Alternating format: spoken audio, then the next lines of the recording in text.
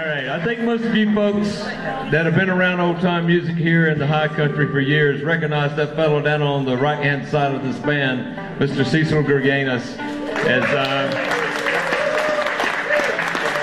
one of the long-time teachers at the Junior Appalachian Musicians program here in Watauga County. And he is the mentor for these folks that are up here playing with Strictly Strings and lots of other folks that are playing music here this weekend. So if you don't know about the Junior Appalachian Musicians program, it takes place every Thursday night over at the Jones House. And Mark Freed is the director of the Jones House, one of the many venues where you can hear traditional old-time music. Since I was here last year, I took on the directorship of Joe Shannon's Mountain Home Music. We also sponsor many concerts, about 18 a year, featuring mostly Appalachian music and dance.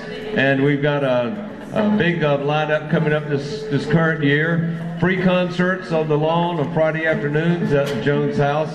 So there's many, many opportunities around the Boone area to hear traditional music, and everybody benefits when you folks come and show up for these performances, because, as I said earlier, it sure makes it a lot more fun to play when you got an audience. All right, Greengrass is going to do another routine for you, and with Strictly Strings, are you going to do the freestyle first? Yes, all right. So we're going to give a chance for each person to get out and kick up their heels a little bit and do a little freestyle dancing. Maybe they'll even let me out there. We saw, how many people saw Hunt take a dive as he went off the stage a while ago?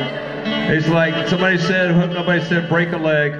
Clogging is not supposed to be that kind of a contact sport. So I actually, I'm going to join you. So I'm going to dance a little bit. It's the only chance I get. So yeah, be careful exiting the stage, guys.